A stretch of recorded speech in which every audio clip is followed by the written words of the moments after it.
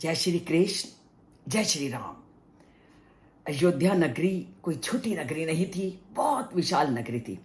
इसलिए वाल्मीकि की जो लेखनी है वो रुक नहीं रही उस विशाल नगरी का वर्णन करने के लिए।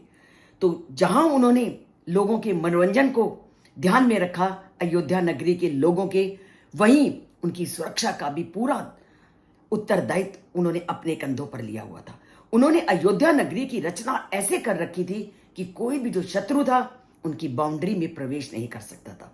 और उसी का वर्णन करते हुए वो आज के श्लोक में कहते हैं, दुर्गम गंभीरा परिकहा दुर्गाम अन्यय दुरासदम वाजी वारण संपूर्णा गोभीर उष्ट्रई खरैस तथा। अर्थात अपनी नगरी की सुरक्षा का उन्होंने पूरी तरह से ध्यान रखा होता। उन्होंने अपनी नगरी के चारों ओर एक इतनी बड़ी खाई बना रखी थी कि कोई शत्रु उस बाउंड्री के अंदर प्रवेश नहीं कर सकता था।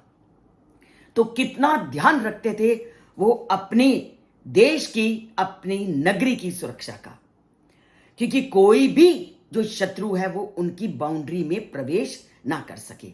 तो जहां उन्होंने एक और लोगों के मनोरंजन के लिए सभी सुख सुविधाएं प्रदान की हुई थी, वहीं लोगों की सुरक्षा के लिए भी उन्होंने उस अयोध्या नगरी के चारों ओर बहुत बड़ी खाई बना रखी थी, ताकि उस खाई को कोई लांघ ना सके, कोई शत्रु वहां आ ना सके। और उसके साथ साथ लोगों की सुरक्षा के लिए उन्होंने वाजी, घोड़े, हाथी, ऊंट, खच्चर सभी का पूरा उन्होंने बंदोबस्त कर रखा था, ताकि लोगों को अगर एक जगह से दूसरी जगह पे जाना पड़े या कोई ऐसी परिस्थिति आ जाए तो उन्हें किसी भी प्रकार की कठिनाई का सामना ना करना पड़े।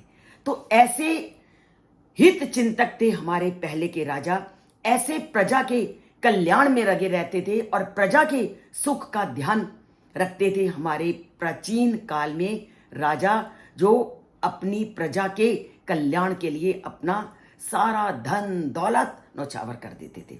तभी कहते हैं ऐसे ग्रंथों को पढ़ो कि जब देश का राजा अपना सब कुछ अपनी प्रजा की सुख सुविधाओं, उनकी रक्षा के लिए समर्पित कर देता है, तो वो नगर कभी किसी भी कठिनाई का सामना नहीं कर सकता।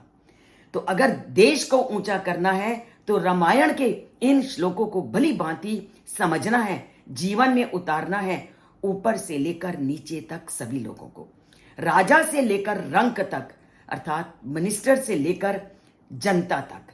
जनता जब तक जागरूक नहीं होगी, नेता तब तक कुछ नहीं कर सकेंगे।